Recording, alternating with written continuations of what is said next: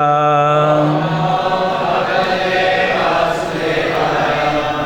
Namo Bhagavate Vasudevaya. Thank you. So Srimad Bhagavatam, Canto 5, Chapter 3, Rishabdev's appearance, text number 18. And so on the paper I got, it said text number 14. So I prepared a really interesting class on text number 14, and it was really good. Like that.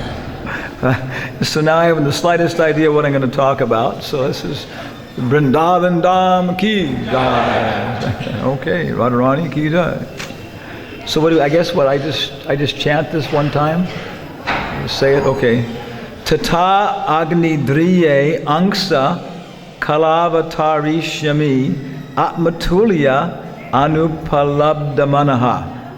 Tata, therefore, Agni Drije, in the wife of Nabi,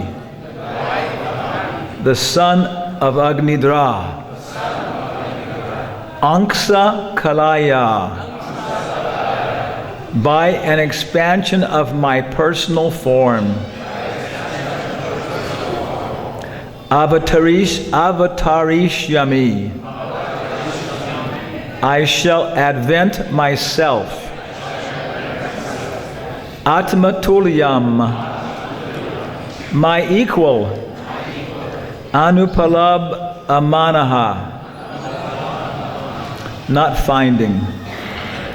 Tata Agni Drije Angsa Kalayavatarishami Atmatulyam Anupalabdamana. Okay? Translation. Lord Vishnu, who's described as being very beautiful, says, since I cannot find anyone equal to me, I shall personally expand myself into a plenary portion, and thus advent myself in the womb of Meru Devi, the wife of Nabi, the son of Agnidra. Please repeat. Since I cannot find anyone equal to me, I shall personally expand myself into a plenary portion, and thus advent myself in the womb of Meru Devi, the wife of Maharaj Nabi, the son of Agnidra. Okay, so Prabhupada's purport. Hey, a little perspective. I am Hanumatpresaka Swami, and I was initiated in 1974, took sannyas in 84, started initiating other people in, was it 94? we started, it's all happened the same day, you know. Started a non-profit educational corporation in 2004, and my astrologer says I'm going to die in 2024. So I got 10 years more, and I better, I'm going to kind of finishing off things now, like that. Yeah, so on. Yeah. So anyway, my name means, everybody asks what the name means. Hanumatpresaka. We say Hanuman, Hanumat, Bhagavan, Bhagavat. Hanumat means of Hanuman, of Hanuman. Means Hanumanly, quickly, Hanumanly. And Presaka is somebody who sends a messenger. Like on the Indian letters, it'll say Presaka ka naam hai, name of sender. So Hanumatpresaka is he who sent Hanuman with a message. Ramachandra Bhagavan ki. Okay. Yeah. And so we are doing different programs. Actually, we're working with the Ministry of Education, with Seshadas and programs like that, and establishing Bhakti by Baba centers. Prabhupada wanted a formal study. He wanted Bhakti Shastri, And then Bhakti Vaibhava is supposed to be the first 6 cantos. So we're developing these curriculum programs. And it's actually quite nice because most of the Puranas, I'll give you my standard Bhagavatam class then, most of the Puranas do not have commentaries, right? They start off talking about something and then they go to gym therapy and something else, like that, But Srimad Bhagavatam has a commentary by everybody because everybody wants to prove that Srimad Bhagavatam supports their philosophy because it's so great. So Shankaracharya never wrote a commentary on Srimad Bhagavatam. Prabhupada says because he didn't want to commit an offense directly to Krishna, and also because he knew it was impossible even for him to cover the Srimad Bhagavatam like that. But his less intelligent followers have commentaries, and they try to prove that Srimad Bhagavatam proves that we are all God. It's so, Akama, sarva kama va, moksha kama udaradi, tivrena bhakti yogena, yajate purusham param. What does purusha mean? What does purush mean? If you go into a low class, if a rickshawala gets off his thing and goes into a low class restaurant, he goes to use the toilet, there are 2 doors, right? One says Stri and the other says, so even the rickshawala knows what Purush means. So I wondered how the Mayavadis would translate this. I saw this in Mayavadi. How's this Mayavadi guy going to translate this, And he said, whether you have all desires or you want to be free from all desires, or you have whatever, he says, in every case you should worship with a great vow the Supreme Person. There's just no way around it. It's just, Bhagavatam is so clear like that, So there are commentaries by so many people on the Bhagavad Purana. Big scholars who know all the Vedas, everything else, big scholars, they say that the different Puranas are described like stars in the sky, very beautiful, very wonderful, and very proud, until the moon of Srimad Bhagavatam comes up, right? Oh, he's bigger than we are, like that. And they say it's not an exaggeration.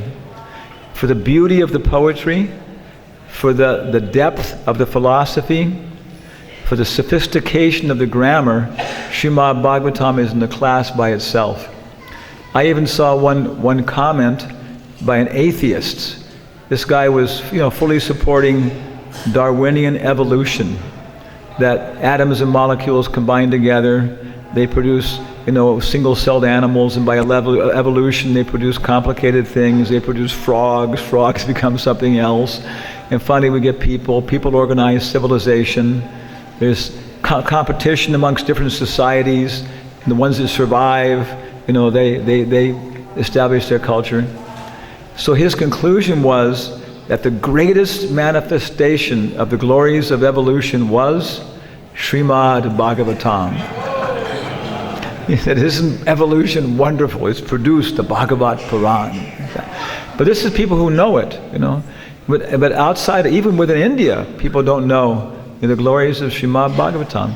So Prabhupada, our parampara, this is the job, is just to let people see it.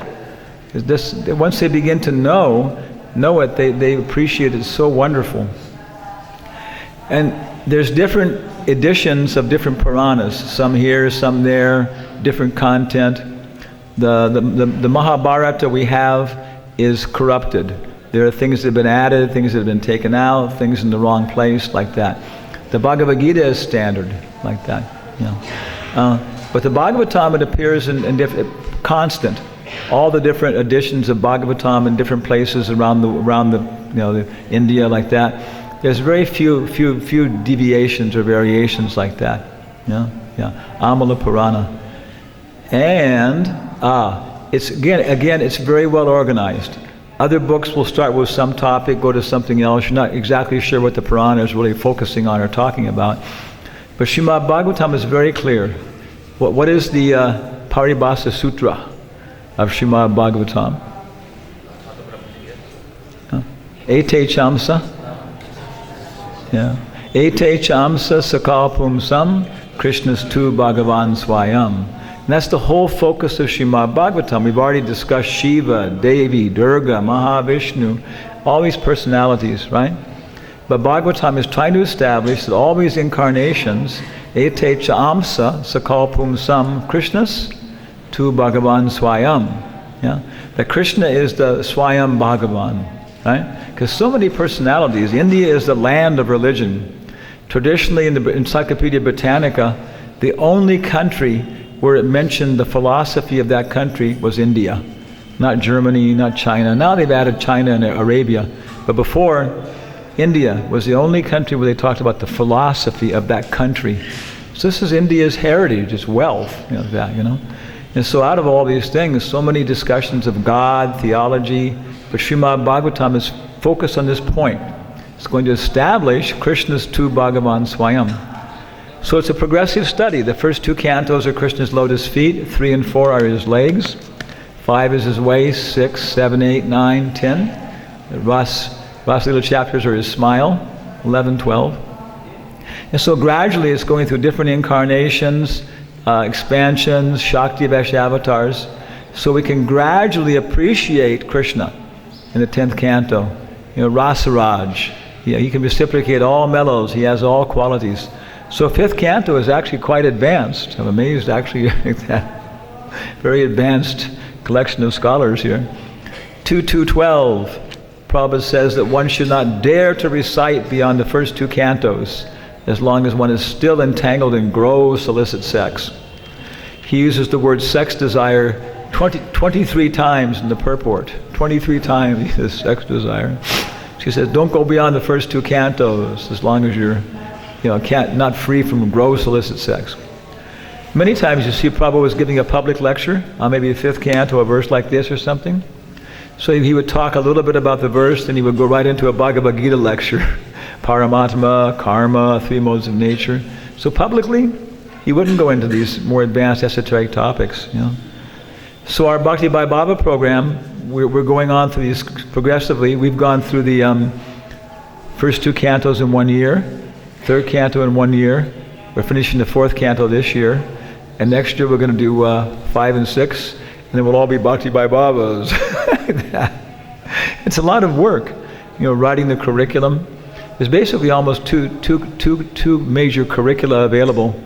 The one from the Mayapur Institute and our curriculum. And the other things are here and there. But it's a real job, trying to write study guides and everything else for Prabhupada's books. It's very, very purifying, very nice. And you see, it's not just a matter of intellectual understanding, it's a matter of actual purification. The first 2 cantos, okay, 3rd canto, but then we started having trouble really understanding what was going on.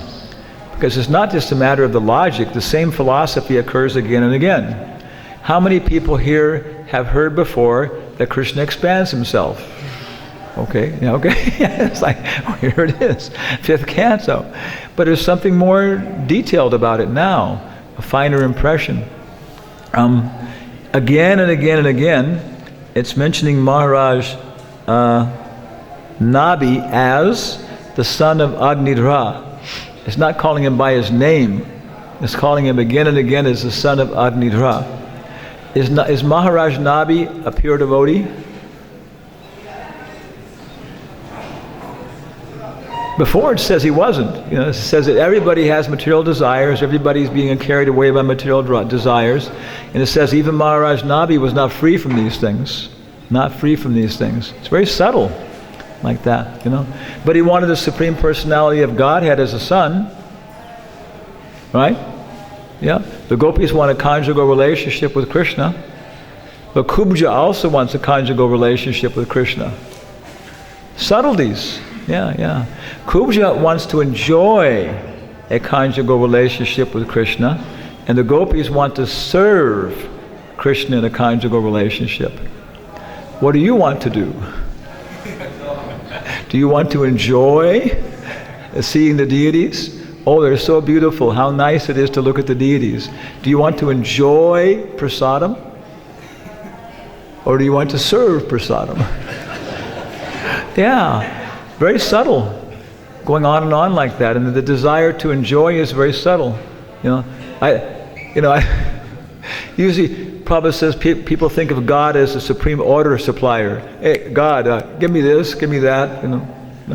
I bow my head, give me this, give me that. Help me, save me from this anxiety. And so I don't think Maharaj Nabi is so gross that he wants God as his son, so he can, it's more convenient to ask for things. Hey, I want this, I want that. But maybe for the prestige, for the honor, the subtle gratification, like that. And so, by the mercy of Srila Prabhupada, by the mercy of Lord Chaitanya, we can have a very elevated consciousness of who is Krishna. Other people, Maitreya Muni. Where does Maitreya Muni appear in the Bhagavatam? First canto? Okay, third canto. Of course, like that. Yeah. So Maitreya, how does Maitreya appear? He's our Bhakti Bhai Bhava student, all this stuff. Okay, yeah. Krishna was leaving the planet.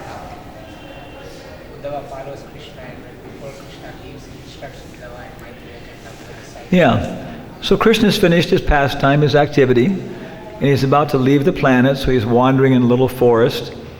And then Uddhava's following him because Uddhava can't stand the separation. So finally Krishna sits down, ready to leave, and he gives final instructions to Uddhava. And that time, Maitreya Muni comes. So is Maitreya a pure devotee?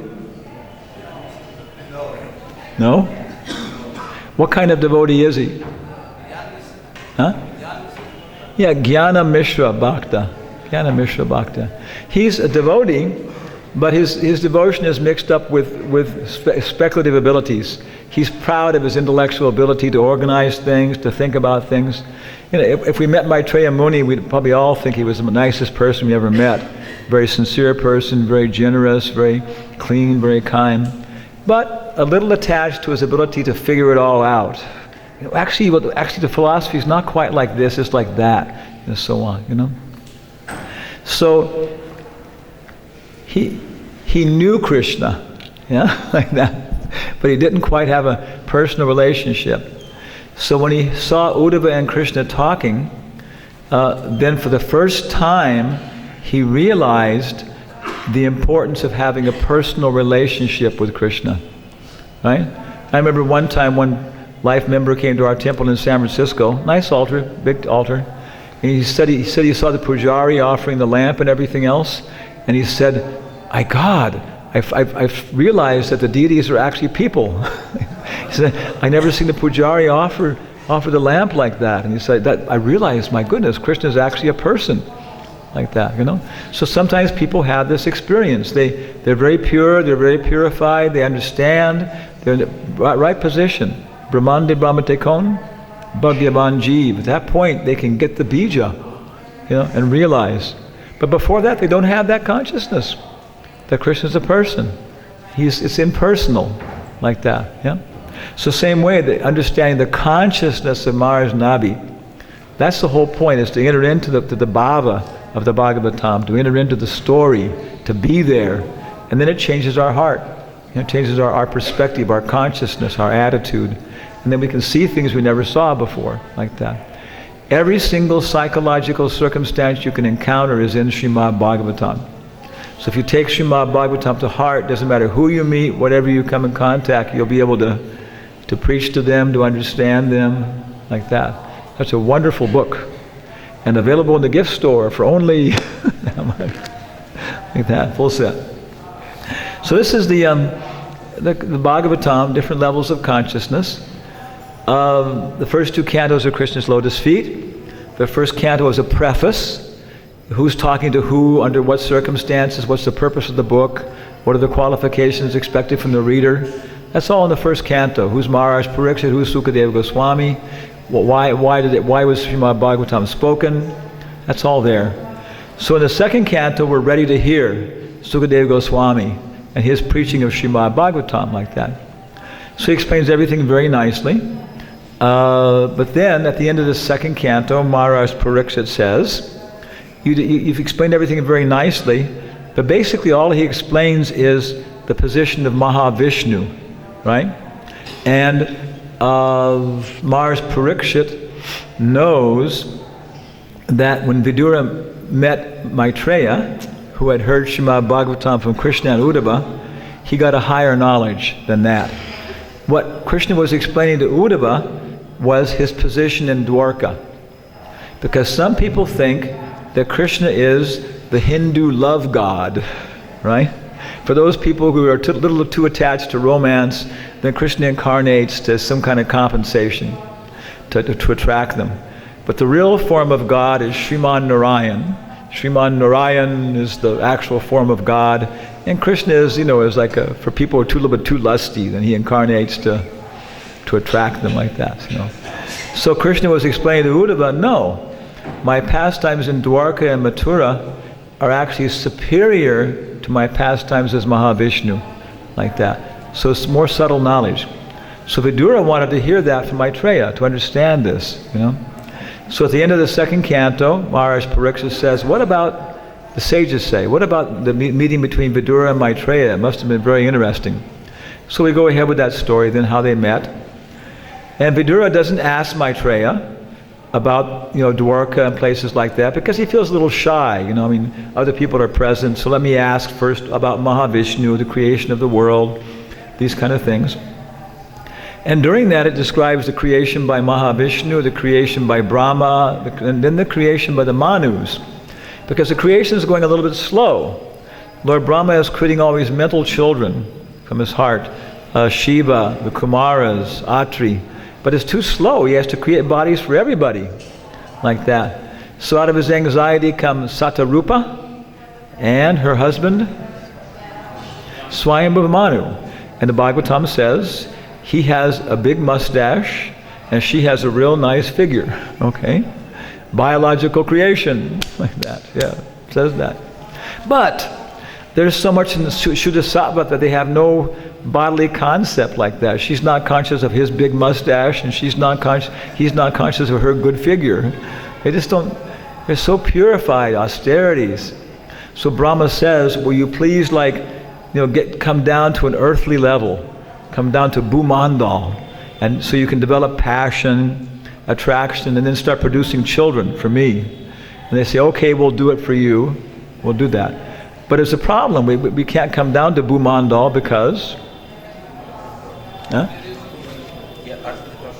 Yes, because the earth has been submerged in an ocean of anxiety, an ocean of stupidity, an ocean of greed. So then Lord Varaha manifests, okay, everything's okay. And so after this, the rest of the third canto, the fourth canto, the fifth canto, the sixth canto, the seventh canto are all about Swayambhuva Manu and his children. Devahuti, Akuti, Prasuti, Uttanapada, Priyavrata. There's an acronym we have here, mnemotechnic. DAP up. Devahuti, Akuti, Prasuti, Uttanapada, Priyavrata. DAP up. First of the Udi sisters. Devahuti, Akuti, Prasuti. Devahuti married? And their son was? Yeah, 4 or 5 chapters. Okay, third canto. Fourth canto, Akuti married? Very short. Ruchi, and they had a incarnation of Vishnu and his Lakshmi for a daughter and son. Okay. Then Prasuti married Daksha, and then there was a story of Daksha, Sati. Okay. Then after that, Uttanapada. And Uttanapada's son was Dhruva. Many chapters there. Then all the descendants of Dhruva down to Maharaj Parchini Barihi. Yeah, Barihi Maharaj, Parchini Barihi, and his sons are Prachetas, like that. So the fourth canto is DDPP.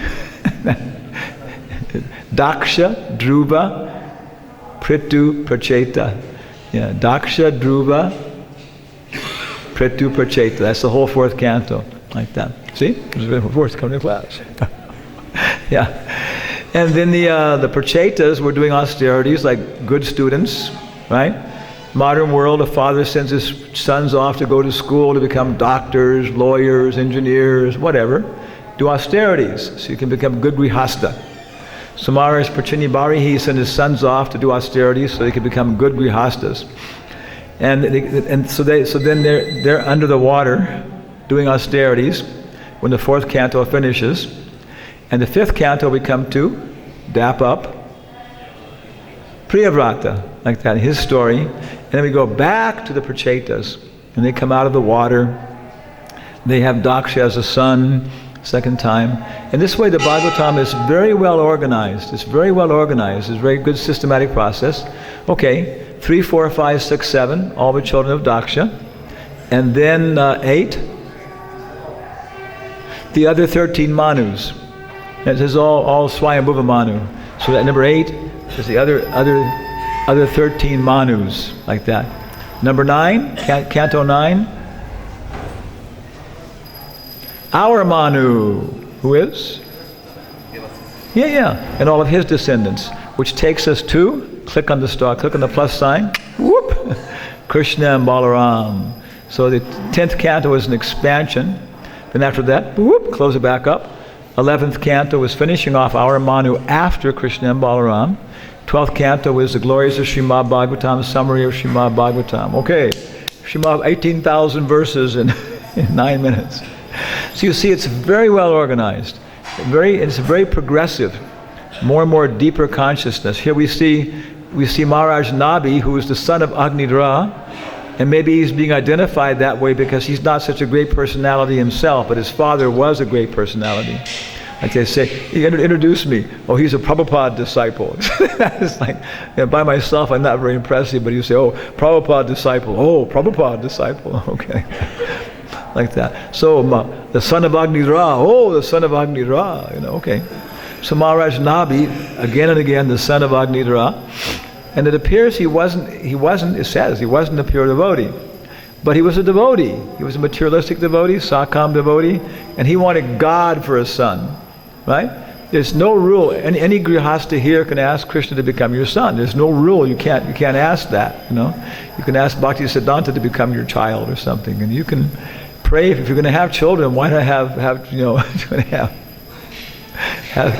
good children? Special like that. And of course, by that association, Maharaj Nabi is going to be purified. So who does he get as a son? Rishabdev, who's nobody like him, like that, and so on. So very, very nice section of the Bhagavatam. And Krishna is saying, all right, you've asked for this kind of like impossible thing, because I'm one without a second. So how can you have a child like me? So he says, since I cannot find anyone equal to me, I shall personally expand myself into a plenary portion. Okay, what's the Sanskrit word for plenary portion? Angsa. It's a good word to learn. H.H.Hanumatpresaka angsa, like that. It's a call from son. I shall personally expand myself into a plenary portion, and thus advent myself in the womb of Meru Devi, the wife of Maharaj Nabi, the son of Agnidra. Purport by Srila Prabhupada. This is an example of the omnipotence of the Supreme Personality of Godhead. Although he is one without a second, he expands himself by svangsa, his personal expansion, and sometimes by vibhinangsa, or his separated expansion. Lord Vishnu herein agrees to send his personal expansion as the son of Meru Devi, the wife of Maharaj Nabi, who is the son of Agnidra. Like that. It says it. The Ritvija is also a lot of mention of Ritviks in this, right? Ritviks are mentioned many times, priest, this and that. Okay. The Ritvija, the priests, knew that God is one, and yet they prayed for the Supreme Lord to become the son of Maharaj Nabi, to let the world know that the absolute truth, the Supreme Personality of Godhead, is one without a second. When he incarnates, he expands himself in different potencies, like that. Krishna Bhagavan ki. Yeah. Now, but some thoughts came while we were chanting Jaya Radha Madhava. A couple thoughts came about the verse, like that. And I guess I'll ask for comments and questions. This topic about whether God is one or God is two or this or that is a very big topic.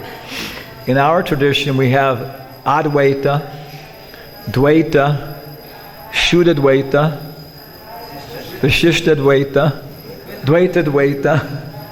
And our philosophy is Achinta Bheda Tattva, But in Christianity, it's also a big topic.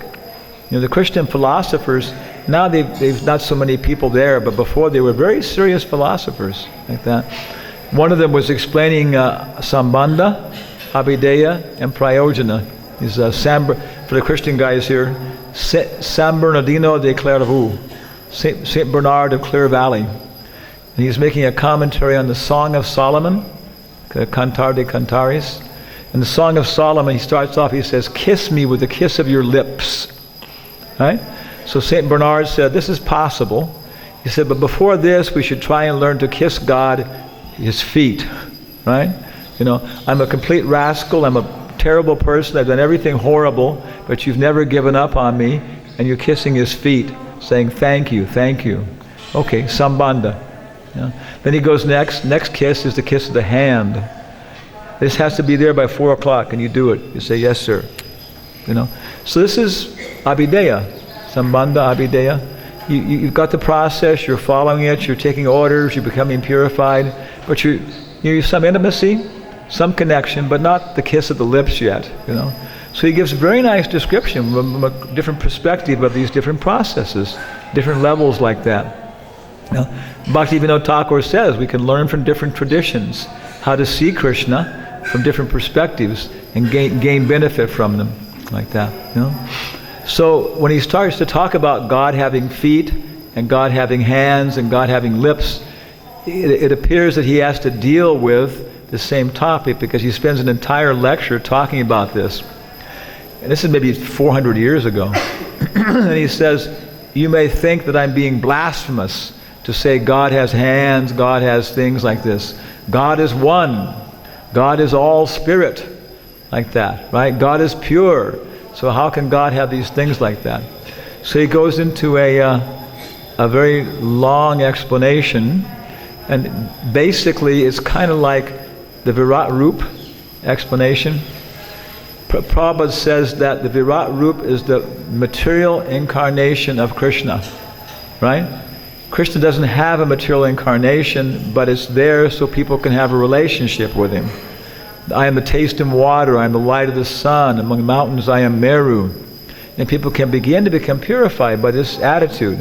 You see people, they appreciate this. They're becoming purified. Pantheism, the first step in God realization. Srimad Bhagavatam, 2nd Canto, Chapter 1. Pantheism. If you do this, mysticism. You just the Lord in the heart. Next chapter, like that. So it's a regular progression. So, pantheism, God is one. Yeah, okay. Then the next level is, Shiva, okay. Lord Shiva? Yeah. Prabhupada says that Lord Shiva is the functional material incarnation of Krishna. The functional material incarnation. Now Krishna wants to do something. So if you want to play with a kitty cat or something, or you take a piece of string like that and playing with him and he plays with it, but you don't want to touch him personally, it's contaminating, poisonous. So Krishna doesn't come in contact with the material nature and all these nasty things. He does it through Shiva. So Shiva is the functional material incarnation of Krishna. So Saint Bernard, as I'm remembering, he basically deals with it that way. Explaining, yes, God has to have a hand. God does have to have lips so we can relate to him, so we can become purified like that. So it's a basic point that Krishna does have expansions. And we have to understand them because they're different, right? There's Sri Krishna Chaitanya Prabhu Nityananda Sri Advaita Gadadhar Srivas. It's all there, right? God is one, right? Right? Okay. Well, the book is one. But, boom, boom. Yeah, it's one. Ice, steam, water. Okay, if I shoot some steam at you, is that okay? Yeah? But if I throw a piece of ice at you, it may kill you. It's all one, but it's the same substance with different categories. How's it go? Tatvam Gyan. I can't remember the first word. Anyway, Brahmete Paramatmati Bhagavaneti Shabdate. It's the same substance, but it has three categories: Brahman, Paramatma, Bhagavan, like that. So the same way, God is one. The supreme personality of Godhood is Krishna. Womanhood, manhood. The word Godhead comes from the word Godhood. Manhood, womanhood, Godhood. So the supreme personality of Godhood is Krishna. And then Balaram is? Yeah, that was the first verse of Chaitanya Charitamrita. He's Prakash. Prakash, manifestation, expansion, and then Avatar, like that. And then Shakti, Parashakti, and then they call it Tatastha Shakti. And that's it. That's everything. Everything is in one of those 5 categories, but it's all one like that, so on. So then the avatars only deal with what? They deal with Vaikuntha? Avatars? Yeah, they only deal with the material world. Right? They're only in relationship to the material world. They have their lokas in the spiritual world in Vaikuntha, like that, but they're designed to deal with the material world. Who are some avatars? What are categories of avatars? Give me there. 5 categories of avatars. 5 categories. Can't help him here. Purusha avatars, Manu avatars, Shakti Vesha avatars, Guna avatars, Lila avatars, Yuga avatars, like that. Yeah, and all kinds of different avatars like that. Yeah, and Lila avatars are usually coming from the spiritual world. And they have their eternal Lila, Nitya Lila. You can go to Varaha Loka and stay with Varaha, forever, like that. Yeah.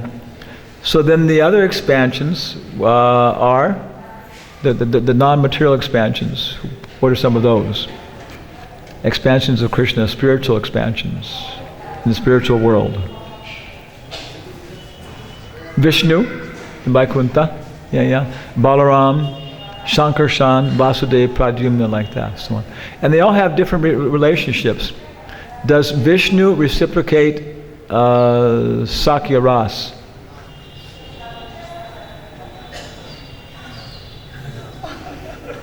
No speculating. No.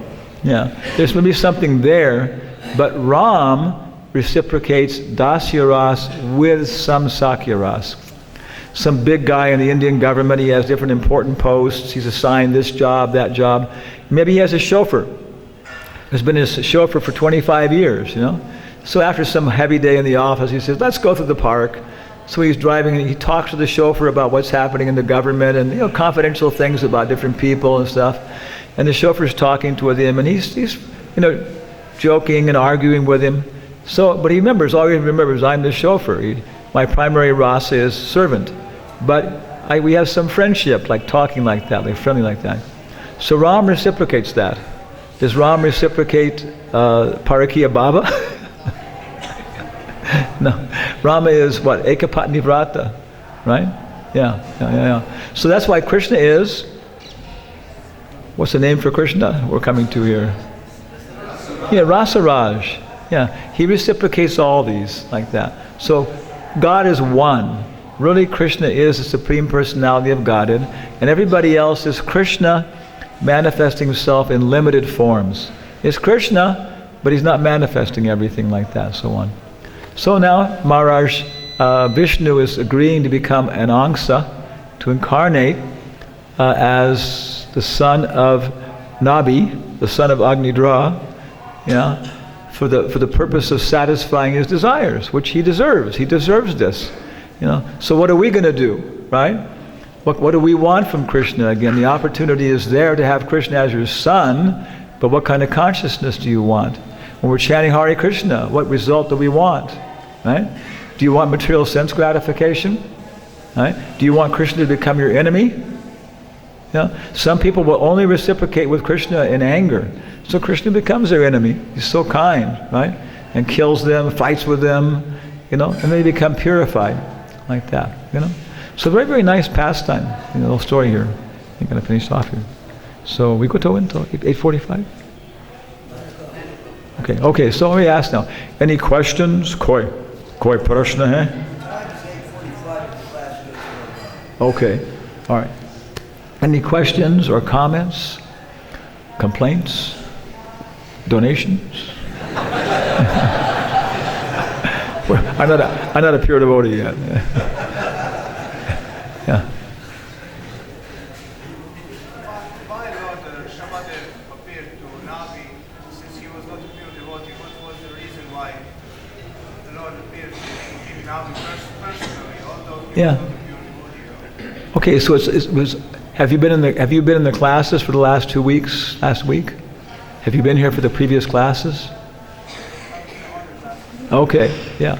Because about 3 or 4 verses before it says, yeah.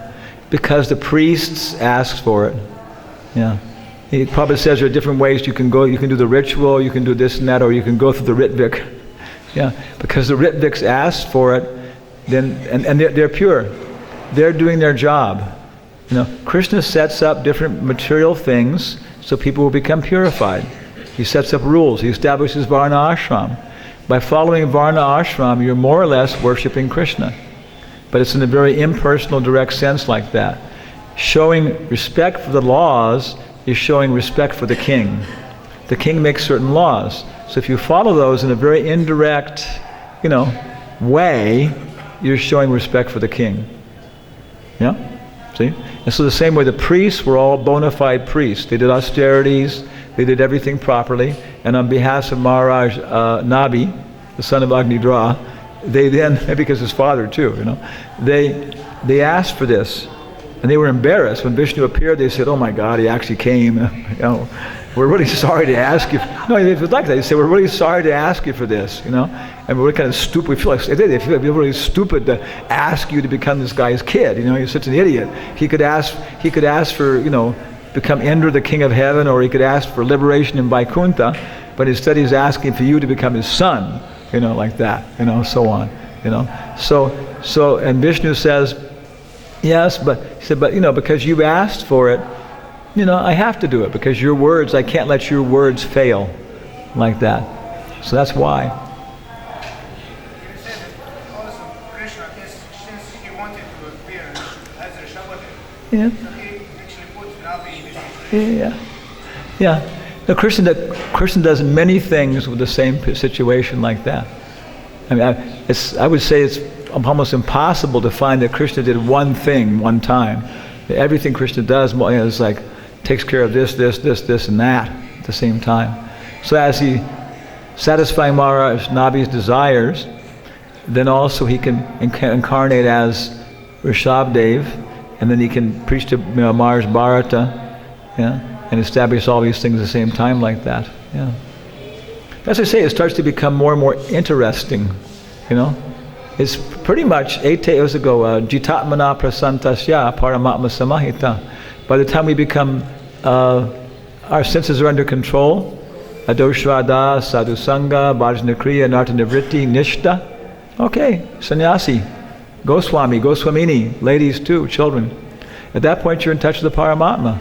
So how much do you need? You know, you don't need a lot of instruction. You need a little few hints here and there. You know what's going on. And confirmation. Yeah. So these more advanced cantos, it's expected that, you know, the people who are reading them are already going to be Goswamis.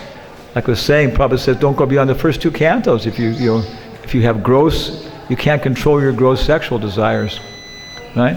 And as they stop distracting you more and more, you know, less and less distraction, yeah, then you get more and more in touch with the